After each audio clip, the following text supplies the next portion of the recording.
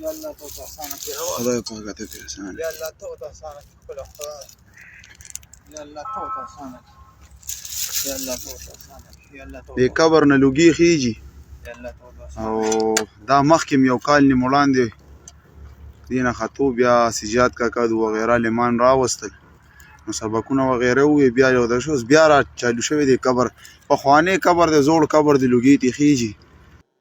الله اکبر. تاسو وکتل چې د قبر نه چې کم دی هغه لوګي راخیږي او د دغه مشر وینا دا چې یو کال مخکې چې کم دی هم د دین لوګي راخطو دغه شانتي بیا علما کرام راغلل هغه څه ختمونه وکړل او د دې لپاره صدقات وغیرہ وکړل شنو هغه لوګي چې کم دی هغه ختم شو وس بیا د لوګي چې کم دی هغه شروع شوی دی دا لوګي د څه دی الله رب العالمین دی په موږ او تاسو باندې خپل خصوصي رحم وکي خپل خصوصي کرم دی په موږ او تاسو باندې وکي حقیقت چې دا قبر چې کم دی دا ګوره د خاورو ډیرې نه دی صحیح ده حدیث مبارک کی راځي القبر روضه من رياض الجنه والقبر حفره من حفر النار دا قبر چې کم دی کنه دا د جنت د باغچونه یو باغچه دا د جنت د باغونو نه یو باغ دی یا د جهنم د کندونه یو کند ده دې ته تاسو د خاورو یو ډیرې نبی له سلام فرمایي چې تاسو مګورئ بلکې دا تاسو د پاره یا جنت ته یا تاسو د پاره جهنم دی صحیح ده نو ګوره حقیقت چې دغه ګوره په دغه کې عذاب شته په دغه کې لړمانان شته په دغه کې ماران شته په دغه کې هر قسمه مصیبتونه آفتونه او تکلیفونه هغه شته دا د پریشانو کور دی حدیث کې راځي دا قبر روزانه چې کم دی आवाज کوي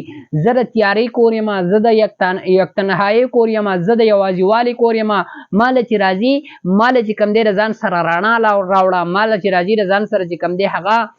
اعمال راوړه د ځان سره راحت راوړه د ځان سره چین سکون راوړه هغه چین سکون هغه آرام هغه رڼا هغه به مونږ دلته په دنیا کې حاصلو دغه عالم اخرت ته چې کله مونږ زونو د دغه زی چې کم چیز زمونږ د لپاره پکار راځي هغه به مونږ حاصلو په دنیا کې اله به مونږ ته الته فائدہ ملاويږي لکه مونږ په دنیا کې یو ملک ته زو یو زی ته زو نو د هغه ملک کرنسی چې کومه ده د هغه ملک کرنسی مونږ په د مخ کې نزان لا چې کم دی هغه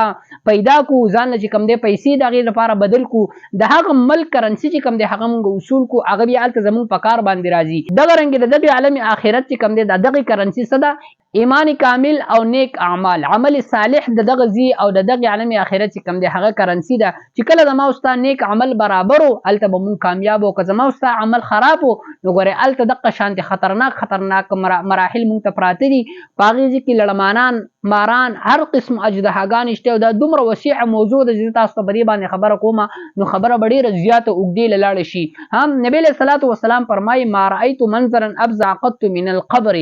ما د قبر په شانت hebatnak منظر نه دی لیدلې ډیر مناظر مې لیدلې خو د قبر په شانت hebatnak منظر ما نه دی لیدلې خان نبی له صلوات و سلام فرمایي او د حضرت عثمان غنی رضی الله تعالی عنہ دومره مناقب دي دومره چې زتا ته ویل نشم د نبی له سلام دلونه پاغه باندې وادري په خلفای راشدین کې دي او نبی له صلوات و سلام په عشره مبشرو کې دي زیره به د جنت په دنیا کې راغلي دي لیکن هغه چې بکنه د قبر خواله لاړ کنه ډیر زیات به وجړل دومره به وجړل چې داغه ګیره مبارک چې کوم دی هغه بلمد شو غریوان مبارک به لون شو چا دې تاسو کو چې جناب تاسو چې کله د جنت تذکره کیږي دغه شانتي د نور او د آخرت د مناظر د قیامت تذکره کیږي پاغي باندې تاسو نه جاړئ او چې د قبر تذکره کیږي نو تاسو ډیر زیات جاړئ حضرت عثمان غنی رضی الله تعالی عنہ ورته فرمایل چې د جناب محمد رسول الله صلی الله علیه وسلم نه اوریدلی دي چې قبر د آخرت د مناظرونو اولنې منزل دی څوک چې پدې کې کامیاب شو مخکې ټولو مناظرو کې به هغه کامیاب وي څوک چې پدې کې ناکام شو په ټولو کې به پاغه کې باندې ناکامي زما عزتمندو نو دغه د پاره تیارې دی په دنیا کې زما عزتمندو کما او تا په دنیا کې نیک اعمال وکړو دغه به زمونږ د پاره د جنت کې او باغچه الله رب العالمین جوړ کړي او کما او تا خراب عمل وکړو الله رب العالمین دینه کې دا غوړه د جهنم د کندونو خطرناک کندر غوړي ښا او دا داسې یو ځای چې پدې کې انسان یوازې پروت کومګه د آخرت نور